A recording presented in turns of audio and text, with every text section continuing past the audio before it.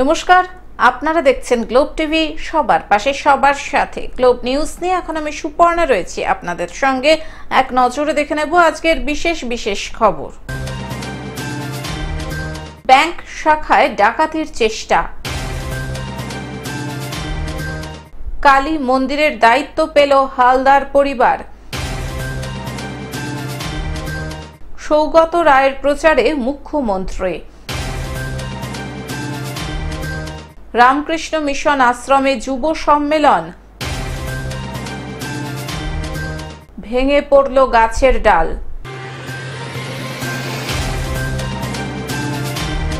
আসছে বিস্তারিত খবরে।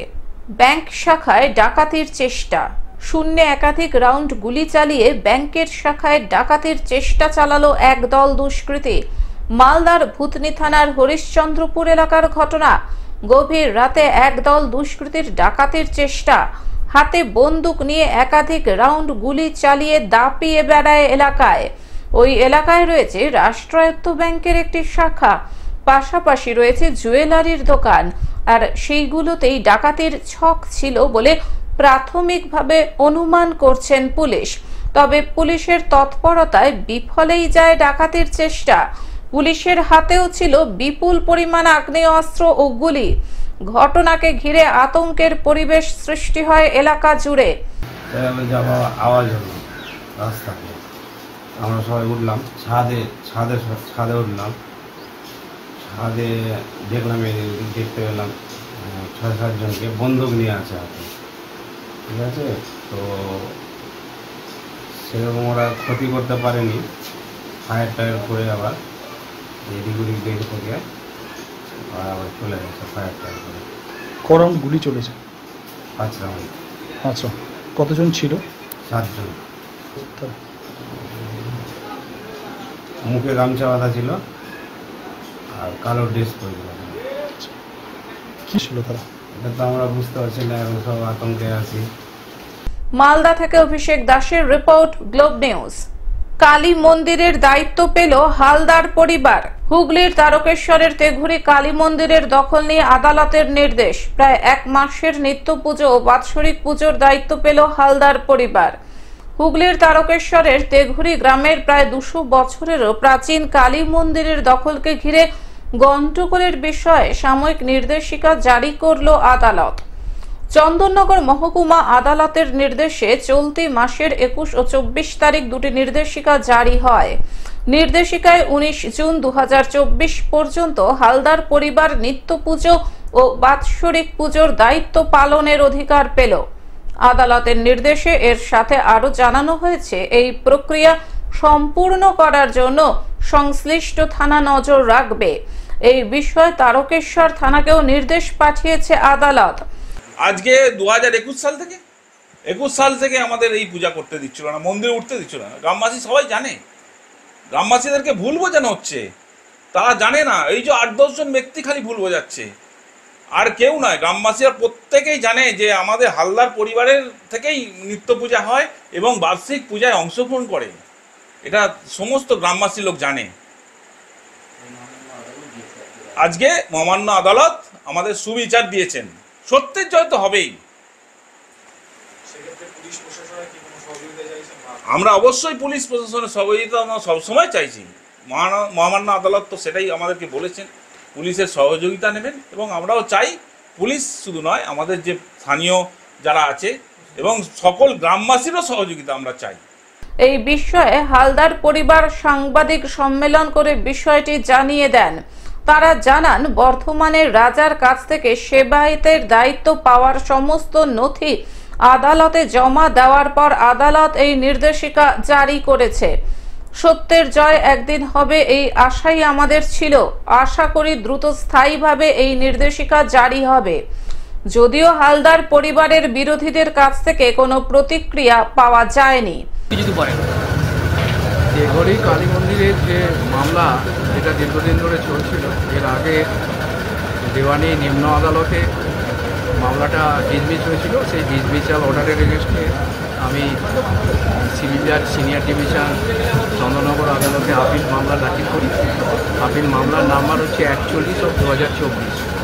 সেই আপিল মামলায় লার্নেড কোর্ট এই সুকুমার কোলে দিগরের বিরুদ্ধে ইনজাংশন আদেশ দিয়েছেন, ইনজাংশন পিটিশনের ভিত্তিতে, এবং তাদেরকে রেস্টেন করা হয়েছে, অর্থাৎ তাদের এগেনস্টে প্রতিবন্ধকতা সৃষ্টি করা হয়েছে। তারা যাতে দেবীর নিত্য সেবা পূজা এবং অ্যানুয়াল যে পূজা আছে আগামী 3rd স্যাটারডে জ্যৈষ্ঠ মাসের 1431 BS, সেই তারিখে যে অ্যানুয়াল পূজা অর্থাৎ বার্ষিক যে পূজা আছে সেই বার্ষিক পূজা উদযাপনের ক্ষেত্রে সুকুমার করে এবং আরও নজন তারা যাতে কোনো রকম প্রতিবন্ধকতার সৃষ্টি করতে না পারে সেইটা দেখার জন্য তারকেশ্বর থানার ওসিকে নির্দেশ দিয়েছেন কোর্ট, এবং সেই মর্মে পুলিশ প্রোটেকশনের ব্যবস্থা করা হয়েছে এবং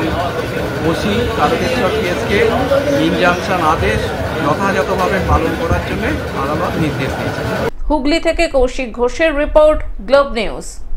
সৌগত রায়ের প্রচারে মুখ্যমন্ত্রী। 25 মে সন্ধ্যায় বাগুইআটি 44 নম্বর বাস স্ট্যান্ডের কাছে দমদম লোকসভা কেন্দ্রের তৃণমূল কংগ্রেস প্রার্থী সৌগত রায়ের প্রচারে জনসভায় বক্তব্য রাখেন মুখ্যমন্ত্রী মমতা বন্দ্যোপাধ্যায়।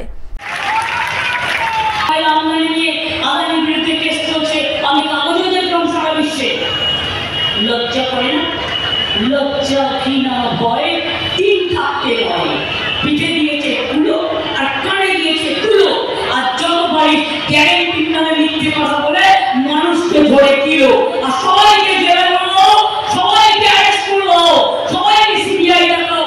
লজ্জা করে না, ভোটে জিততে পারে না মানুষের ভোটে।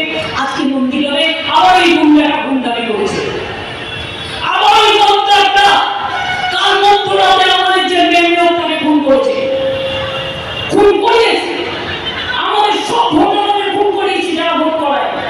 তারপর সকাল থেকে একটার পর একটা নন্দীগ্রাম আর খেজুরি দখল করেছে। কি ভাবছো শুধু খেজুরি আর নন্দীগ্রাম দিয়ে বাংলা হয়ে যাবে না দিল্লি হয়ে যাবে? খেজু হবে, মানুষ যাবে, বুঝে যাবে। তুমি 8টা ভোট নিয়ে থাকো, 10টা ভোট নিয়ে থাকো,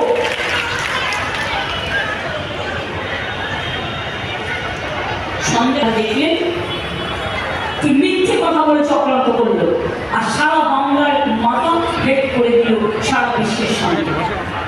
টিভিগুলোকে বলুন একটা নিউজ আমাদের দেখাবে না। এই যে ছাপ্পার পর ছাপ্পা দিচ্ছে আজকে, ওরা দেখেছে? দেখাবে না বাবা, ওরা দেখাবে না। আর আমাদের যদি একটা ইউটিউব। বাগুইআটি থেকে অনির্বাণ দত্তের report, globe news. Ramakrishna mission আশ্রমে যুব সম্মেলন।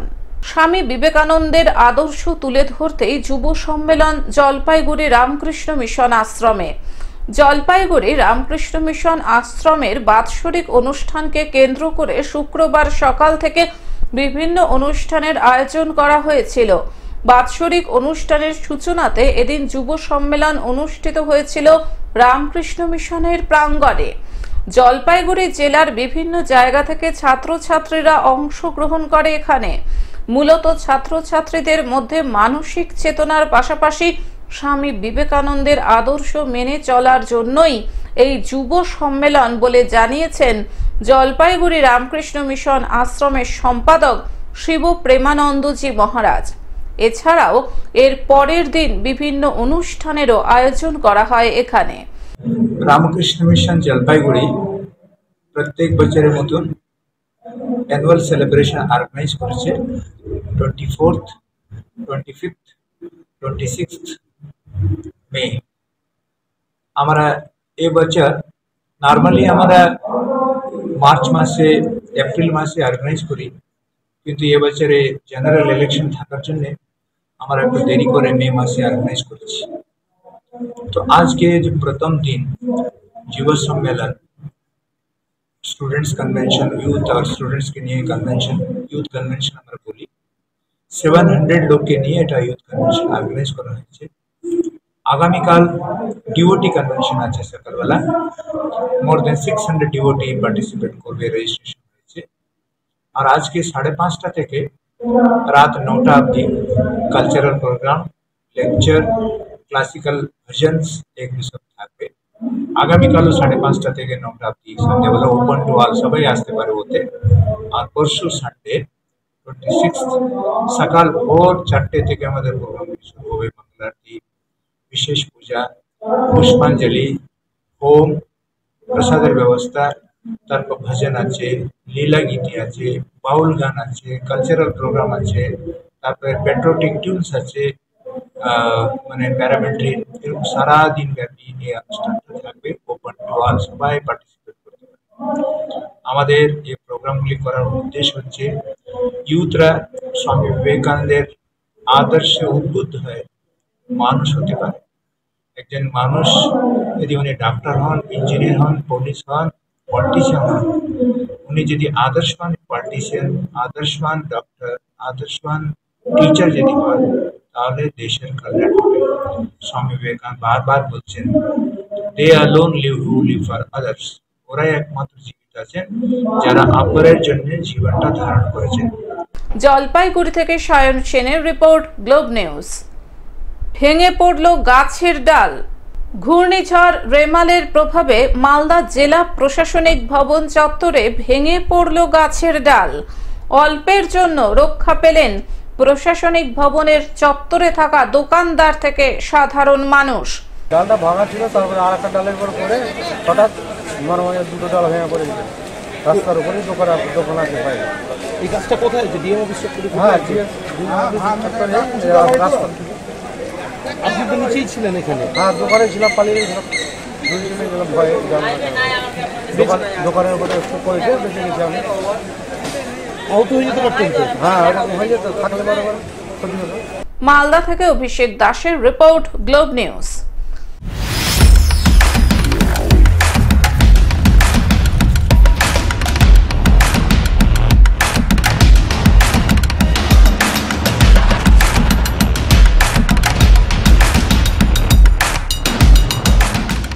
এবারও 7 দফায় দেশে লোকসভা নির্বাচন। 19 এপ্রিল থেকে আগামী 1 জুন পর্যন্ত চলবে ভোট গ্রহণ পর্ব। সপ্তম দফার ভোট। বারাসাতে তৃণমূল কংগ্রেস প্রার্থী কাকলি ঘোষ দস্তিদার এবং বিজেপি প্রার্থী স্বপন মজুমদার। বসিরহাটে তৃণমূল কংগ্রেস প্রার্থী হাজি নুরুল ইসলাম এবং বিজেপি প্রার্থী রেখা পাত্র। ডায়মন্ড হারবারে তৃণমূল কংগ্রেস প্রার্থী অভিষেক ব্যানার্জি এবং বিজেপি প্রার্থী অভিজিৎ দাস। দমদমে তৃণমূল কংগ্রেস প্রার্থী অধ্যাপক সৌগত রায়, বিজেপি প্রার্থী শিলভদ্র দত্ত এবং সিপিআইএম প্রার্থী সুজন চক্রবর্তী। যাদবপুরে তৃণমূল কংগ্রেস প্রার্থী সায়নী ঘোষ, বিজেপি প্রার্থী ডক্টর অনির্বাণ গাঙ্গুলি এবং সিপিআইএম প্রার্থী সৃজন ভট্টাচার্য। জয়নগরে তৃণমূল কংগ্রেস প্রার্থী প্রতিমা মণ্ডল এবং বিজেপি প্রার্থী ডক্টর অশোক কান্ডারি। কলকাতা দক্ষিণ তৃণমূল কংগ্রেস প্রার্থী মালা রায়, বিজেপি প্রার্থী দেবশ্রী চৌধুরী এবং সিপিআইএম প্রার্থী সায়রা শাহ হালিম। কলকাতা উত্তর তৃণমূল কংগ্রেস প্রার্থী সুদীপ বন্দ্যোপাধ্যায়, বিজেপি প্রার্থী ডক্টর তাপস রায় এবং কংগ্রেস প্রার্থী প্রদীপ ভট্টাচার্য। মথুরাপুর তৃণমূল কংগ্রেস প্রার্থী বাপি হালদার এবং বিজেপি প্রার্থী অশোক পুরকাইত। এখন থেকে গ্লোব টিভি দেখুন আপনার স্মার্টফোনেও। গুগল প্লে স্টোর অথবা অ্যাপল স্টোর থেকে ডাউনলোড করুন গ্লোব টিভি লাইভ অ্যাপ এবং জিও টিভি অ্যাপ। এছাড়াও জিও ফাইবারেও গ্লোব টিভি দেখুন 1457 নম্বরে। আজকের মতন গ্লোব নিউজ এখন এই পর্যন্তই। দেখতে থাকুন গ্লোব টিভি, সবার পাশে সবার সাথে। নমস্কার।